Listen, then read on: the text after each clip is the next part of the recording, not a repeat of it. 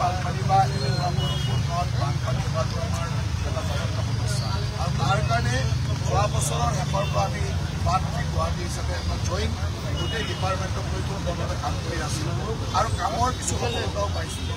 এনেকুৱা নহয় যে একেবাৰে সফল হোৱা নাই, কিন্তু গুৱাহাটী ইমানে আনপ্লেন বা এনেকুৱা ধৰণৰ এটা ৱাটাৰ লগিং হ'ব পৰা মানে চৰিয়াৰ দৰে কিছুমান আছে য'ত পানীটো ওলাই দিবৰ কাৰণে তাত ৱাটাৰ মানে পাম্প লগাব লাগে, বিভিন্ন ব্যৱস্থা ল'ব লাগে। আৰু গুৱাহাটীত আটাইতকৈ ডাঙৰ সমস্যাটো হৈছে হঠাৎ যদি ডাঙৰ বৰষুণ হয় মেঘালয়ৰ পাহাৰৰ পৰা নামি আটাইতকৈ ডাঙৰ সমস্যা হৈছে মেঘালয়ৰ পাহাৰৰ পৰা নামি অহা পানীটো। কাৰণ আপুনি যদি চাই আজি মেঘালয়ৰ পাহাৰৰ পানীটোৱে বেছি সমস্যা হৈছে। আজি চানমাৰী বা সেইটো পাৰত সিমান পানী নাই যিমান এইটো পাৰত হৈছে।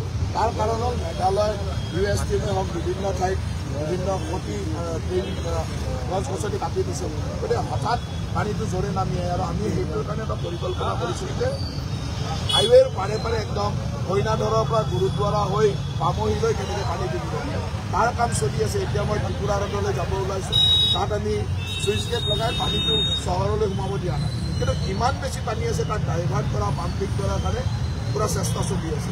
আৰু আমি যিমান কম সময়ত এই পানীটো ওলাই দিব পাৰোঁ সেই মানুহখিনি সকাহ দিব পাৰোঁ। কিন্তু আজি যিটো এতিয়া ফৰকাষ্ট আহিছে গোটেই দিনজুৰি বৰষুণ দিব বা ধাৰাসাৰ বৰষুণ হ'ব পাৰে ফৰকাষ্ট আহিছে, গতিকে আমি অলপ সাৱধানো হ'ব লাগিব। আৰু আমাৰ চেষ্টা থাকিব বিভাগে গোটেইকেইটা বিভাগে ইনক্লুডিং চেণ্ট্ৰেলৰ যিকেইটা ৰেলৱে অইল আৰু মানে নেশ্যনেল হাইৱেক আমি লগত লৈ একেলগে কাম কৰিছোঁ। আমাৰ ৰাজ্য চৰকাৰৰ বিভাগকেইটাতো কাম কৰি আছে, নেশ্যনেল হাইৱে ৰেলৱে আৰু অইল ইণ্ডিয়াকো আমি লগত লৈ একেলগে কাম কৰি আছোঁ। পানী অহাৰ লগতে যেনে পাইছে বহুতে পাইছে প্লাট জেগা দিয়া এতিয়া USTMৰ কথা হ'ল মেঘালয়ৰ পাহাৰ যদি কোনোবাই তেনেকৈ খান্দে তেতিয়াহ'লে মেঘালয়ৰ পানীটো খুব তৎক্ষণাত ফ'ৰ্চত তললৈ নামিব।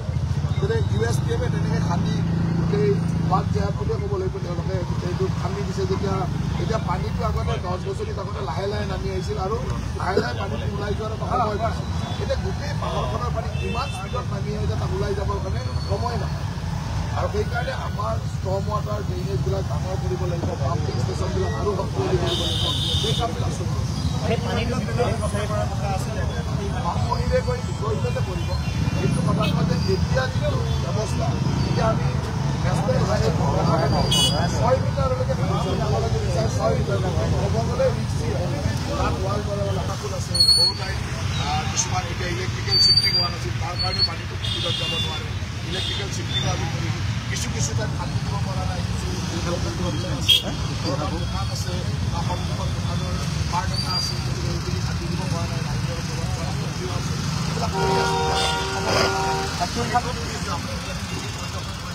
এই স্থানকেইটাত পানী হোৱাৰ মূল কাৰণ কি বুলি ভাবে? এই স্থানকেইটাত পানী হোৱাৰ কাৰণ হ'ল যে এটা ফালৰ পৰা হাতীগাঁও পাৰ্টৰ পৰা এটা ফাল ইয়ালৈ গুচি আহে। ইয়াতে ৰুক্মিণী গাঁও আচলতে এৰি অলপ চৰিয়াৰ দৰে তাত পানীটো হয়। ৰুক্মিণী গাঁৱত আচলতে 3-4 ফালৰ পৰা পানী আহিছিল। এতিয়া আমি হাতীগাঁৱৰ পানীটো এটা বেলেগ ফালে নিব চেষ্টা কৰিছোঁ। বিপদ পইণ্টৰ পৰা পানীটো যদি উল্টা নাহে তাৰ পৰা নিবলৈ চেষ্টা কৰিছোঁ। এনেকৈ 3-4টা ডাইভাৰ্জনৰ চেষ্টা চলি আছে। 2টা ছাকচেছ হৈছে, কমপ্লিট হৈ উঠিছে। এতিয়া বিপদ পইণ্টৰ পৰা এতিয়া এইফালে পানী নাহে। হাতীগাঁৱৰ পানীটো এতিয়া এটা জেগালৈ আহিছে, তাৰ পৰা আমি পৰা নাই। কাৰণ হাতীগাঁৱৰ পানীটো আমি চেষ্টা কৰিছোঁ যে আপুনি যদি চাই লাষ্ট গেটৰ পৰা আমি ইফালে এটা ড্ৰেইন কাটিছোঁ অইলৰ পাইপৰ কাষত, কিন্তু অইলে এটা নিমিতলৈ আমাক কাটিব দিয়ে, কাৰণ অইলৰ তলত পাইপ আছে আৰু অইলে তাতকৈ বেছি কাটিব দিয়ে। সেইকাৰণে সেইফালেও যোগান পানী দিব লাগিব। এটা টেকনিকেল সুবিধা আছে।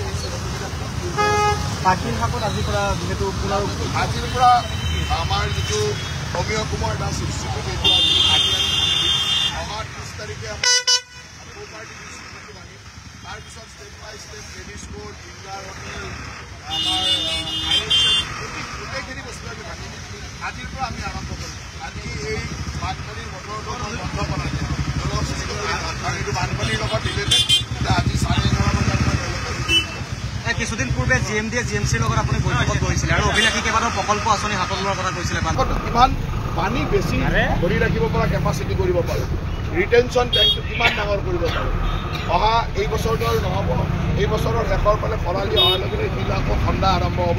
আমি যিখিনি ঠাইত এভেকশ্যন কৰিছিলোঁ, সেই গোটেই ঠাইটো আমি খান্দি দিম আৰু পানী যাতে তাত বহু পৰিমাণে জমা হৈ ৰাখিব পাৰে সেই ব্যৱস্থা কৰিম। এটা কথা আৰু ওচৰতে যিহেতু এই য'ত বানপানী হৈছে ইয়াৰ সন্মুখতে আপুনি দেখিব যে খালৰ কাষতে যিসমূহ জাবৰ নিষ্কাশন কৰিছিলে সেই এতিয়া কিন্তু নলাসমূহ উন্মুক্তভাৱে ৰাখি জাবৰবোৰ কাষতে ৰাখি থৈছে। আকৌ বাৰিষা হৈছে, আকৌ নলালৈ গুচি গৈছে। এতিয়াতো আমি পূৰা ষ্ট্ৰিক্ট অৰ্ডাৰ দি ৰাখিছোঁ, লৈ গৈ আছে। যোৱাকালি মই লাষ্ট ডেট এটা দি পেলাই গোটেই বিভাগক চাব দিছিলোঁ আৰু মই বিভাগৰ পৰা যিটো ৰিপৰ্ট পালোঁ যে যোৱাকালিৰ ভিতৰত ফাৰ্ষ্ট ৰাউণ্ড ডিচিনটেশ্যনৰ কাম সকলো কণ্ট্ৰেক্টৰে শেষ কৰিছিল। মই এটা তেওঁলোকে 2-3 দিন পূৰা ফ'ৰ্চ লগাই হ'লেও শেষ কৰিছিল, কিন্তু ইয়াক মনিটৰিংটো আমি খুব ষ্ট্ৰিক্টলি কৰিব লাগিব। বিদ্যালয় কেইবাখনো বিদ্যালয় বন্ধ ঘোষণা কৰিছে আজি।